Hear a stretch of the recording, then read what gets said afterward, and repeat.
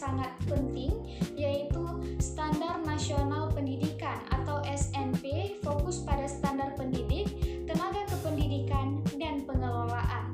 Melalui presentasi ini kita akan membahas bagaimana standar-standar ini diterapkan dalam konteks pendidikan, khususnya untuk mendukung proses pembelajaran bahasa Inggris yang ada di Indonesia.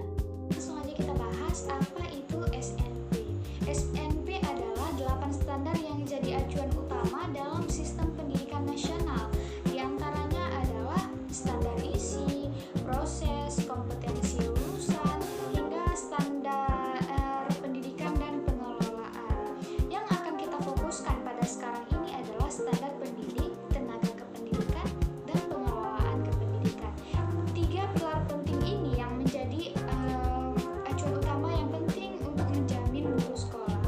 Standar pendidik dan kompetensi guru. Guru bahasa Inggris, seorang guru bahasa Inggris ini harus memiliki minimal S1 di bidang pendidikan bahasa Inggris, sertifikat profesi guru, sertifikat bahasa internasional seperti TOEFL, IELTS, atau CIFR minimal level B2.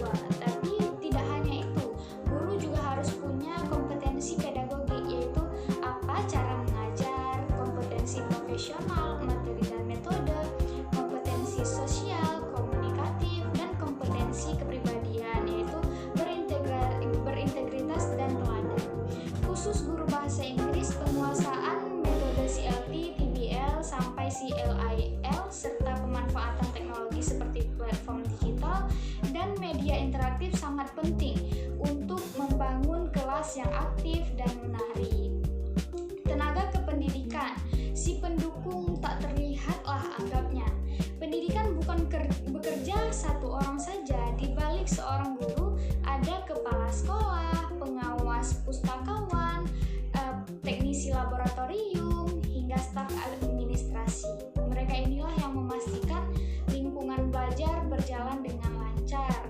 Contohnya, pustakawan yang tahu cara memilih bahan bacaan bahasa Inggris, atau laboran yang menjaga fasilitas lab bahasa, yaitu fasilitas lab bahasa digital. Ini semua menunjang pembelajaran yang efektif.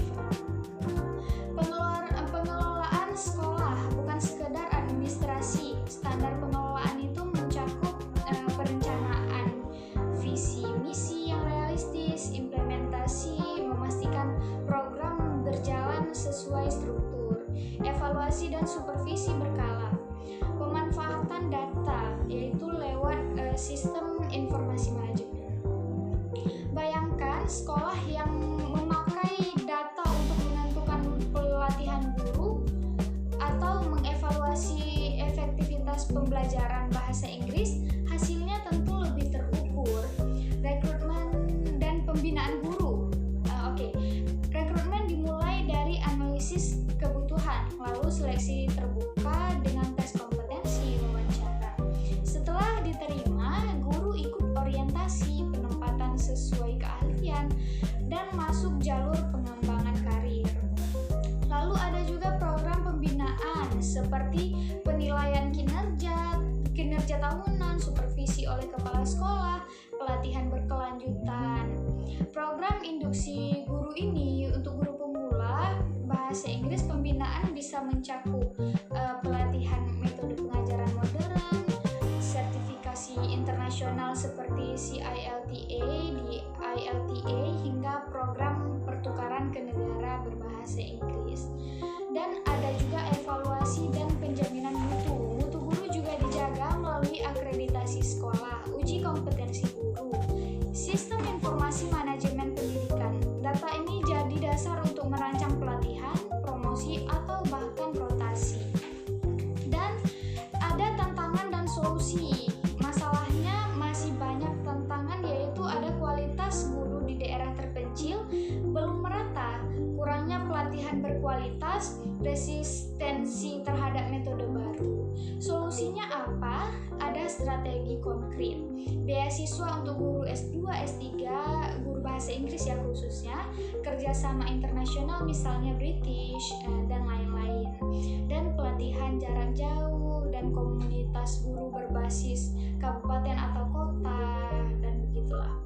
Peran pemangku kepentingan yang bekerja bukan hanya sekolah.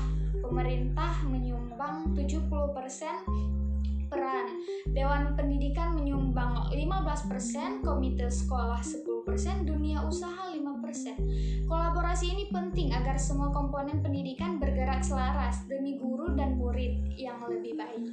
Dari apa yang telah kita bahas tadi, kesimpulannya adalah SNP bukan sekedar aturan, tapi juga peta jalan yang dinamis.